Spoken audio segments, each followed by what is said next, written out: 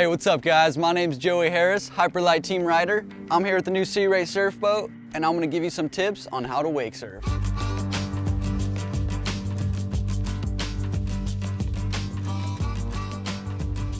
In addition to your Sea Ray surf boat, you're gonna need an approved life vest, your surf rope, and a wake surf board.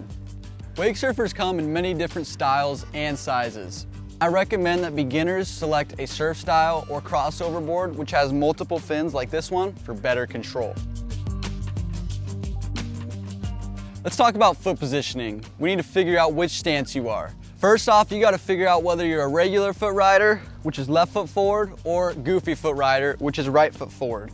Some ways to help you figure this out is how would you address a golf ball, how would you stand at bat, or if you were to slide down the hole in your socks, which foot would you lead with? Now for foot positioning on the board. Once you've figured out whether you're goofy footed or regular footed, you're gonna take your back foot, you're gonna find the kicktail pad on your wake surf board, place your back foot there, then take your front foot and find a comfortable distance between the two. Usually it's about 2 to 3 feet between both your feet. For beginners, I recommend moving your back foot about 3 to 4 inches up from the kicktail pad. You can even move your front foot up a little bit more too, that's cool. This will make the board feel a lot more stable and you'll have a good time riding. How to get up once in the water. And here to help me demonstrate that is my sister Jayden Harris, who's also a Hyperlite team rider. So Jayden's gonna hop in the water. She's gonna let the life jacket float her. Board's gonna be perpendicular to the boat. Heels are gonna be on the edge of the board. Rope in hand is gonna be in between her legs. Toes up, arms extended, and knees bent. She is in position and ready to go. At this point, she can signal to the boat driver that she is ready to go. Boat driver is gonna kick it into gear, flip that board up to her feet.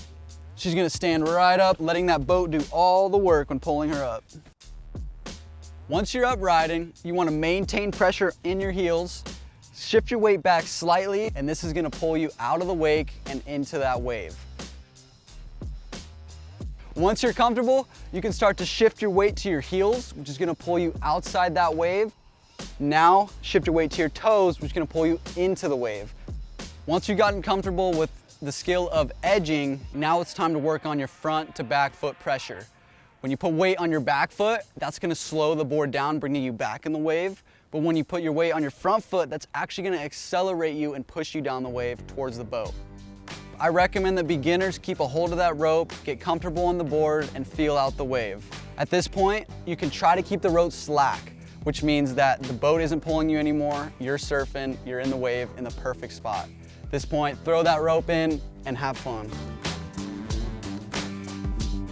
So guys, there's your basic intro to wake surfing. I hope you learned a lot. If you want to see any more videos, head over to Sea Ray's YouTube channel.